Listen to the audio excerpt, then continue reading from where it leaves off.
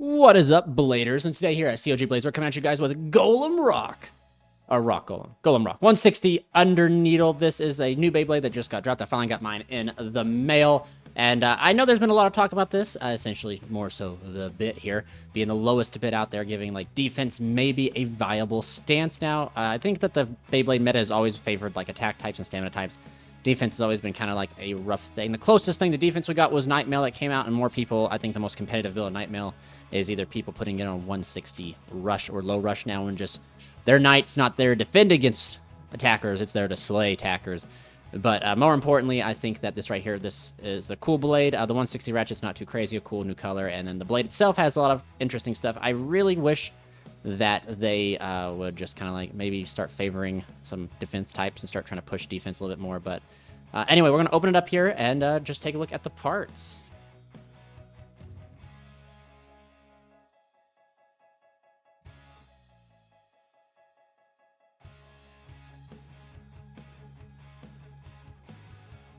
All right, here we go with the parts. I kind of feel like kind of perfect here, actually.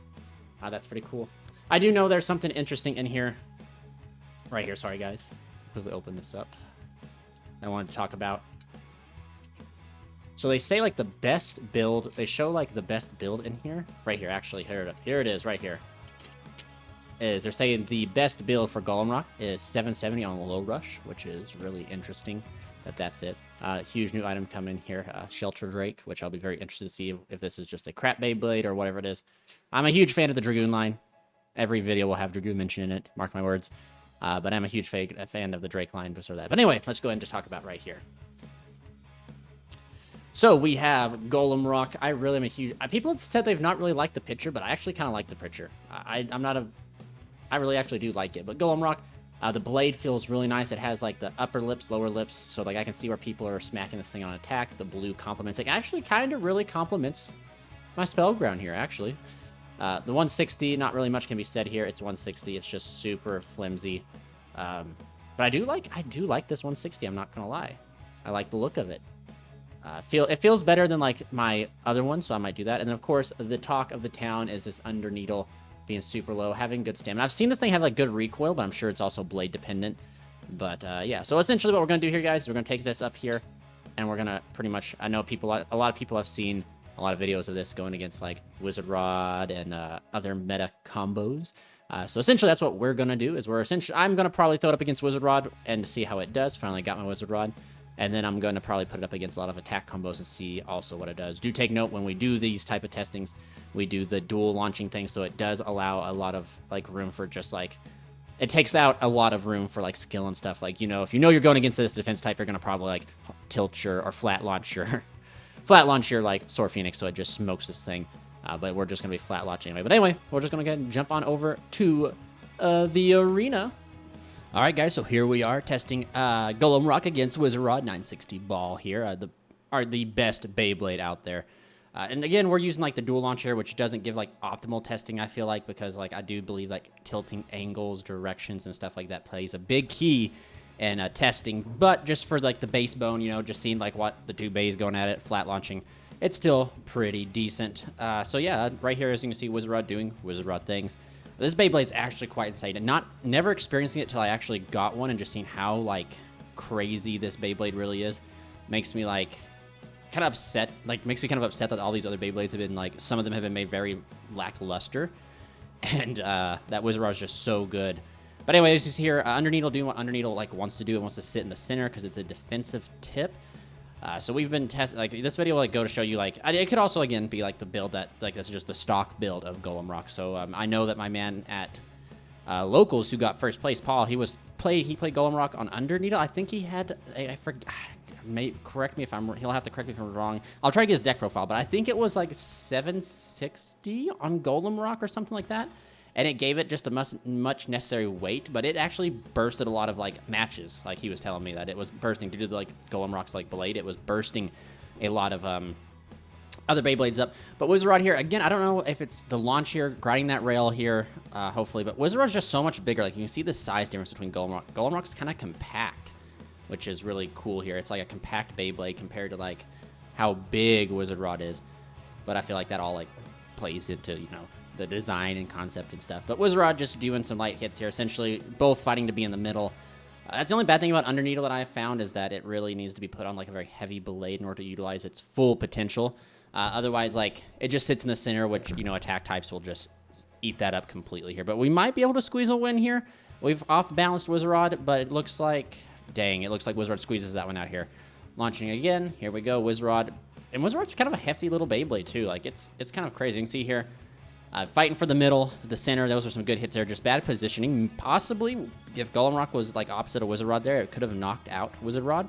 But instead, you know, Wizard had the upper hand. But good. It was a good shot of, like, you know, Golem staying into the arena here. But just, Wizard's just so balanced, dude. Like, it's insane. Like I said, like, I had no clue how crazy Wizard was until I got it. You know, you hear everyone saying, like, Rod's insane and stuff like that, and, you know, until you finally play against it or get one and see it in action, it's pretty crazy here. So, again, this is probably, like, you know, it's probably more fun watching paint dry, in all honesty, but, this one's actually pretty, yeah, like, the movement pattern, Rod, they haven't even connected yet. They're just, like, they're losing each other there. And now we got a little bit of contact here. Wizard Rod doing Wizard Rod things, just surviving. And I guess Underneedle, more so Underneedle than Golem Rock, doing what Underneedle here is trying to do is in the center. But this is like kind of like how like balanced a Beyblade should be. Stamina should be able to outdo defense. Attack should be able to outdo stamina, and then defense should be able to outdo attack. You know, so this is like kind of like a balanced type of thing here. So I know like some people have been putting Golem Rock on some different builds, so like 760 low rush and stuff like that. It's just one of those things where it's like, I feel like, I guess funny story, like this week at locals here, my low rush broke in a match. So we have an extreme, like a knockout finish here. Wizard Rod just taking it, putting it right into the pocket there. See, man, I don't know if it must be the way that I'm launching, because that Wizard Rod is just grinding that rail all the way around through the extreme, and we do an extreme here. And that's kind of crazy. But now we're on Impact Drake 160 low rush. So this is recorded before my low rush broke. But Impact Drake, I have like a love hate. See right there, Impact Drake doing what Impact Drake is supposed to do, and that's just play a game of whack fuck. And just smokes it there. But I was having a really love-hate relationship. Again, Impact Drake doing what's supposed to. Now, these could just be very lucky hits, because at the locals, Impact Drake was not... Impact Drake was performing okay in my recent deck list like I showed. Like, I'm still rocking the Nightmail. My deck is still, like, Nightmail, Impact Drake, and Cobalt Dragoon. But, again, like, Impact Drake's, like, one of those, like, glass cannon strategies, I feel like.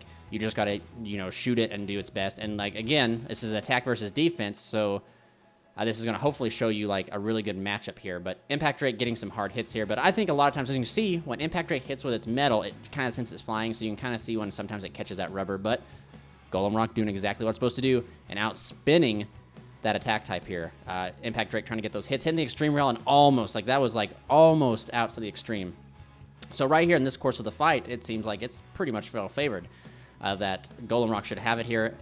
And it looks like it does. Yeah, oh no, it ended up bursting. So that's pretty crazy there. Immediately, I think we can knock it back in, but a burst here too, just because Impact Drake hitting so hard, which that's one of the things that Impact Drake and a few of the other attack types are known to do, is, like, you know, hit really hard. That sometimes, like, if you have a low resistant tip or a low resistant ratchet, that you can just straight up burst them that way. But a few really good hits here from Impact Drake, bursting Golem Rock, and darn, man. I'm moving on to another attack type, Sword Phoenix on 160 rush here. And just, again, we're just doing, like, a bunch of attack types, because that's, like, as you guys saw with Wizard Rod, it's not going to win against Wizard Rod, so we want to see how well Golem Rock can do here against attack types, even though I think stock is not going to do so well. I think out of the gate, it's not a terrible Beyblade, but against, like, these top-tier hitters, such as, like, Sword Phoenix, and I guess maybe you could say Impact Drake's up there, too. I just feel like Impact Drake is, like, not the strongest because the rubber gimmick goes against it, but right there, a good old-fashioned walked right out from Phoenix here. Hitting right off the rip, Phoenix pocketing it there too, bursting it too in the pocket. That's insane. That could be just the fault of the pocket there.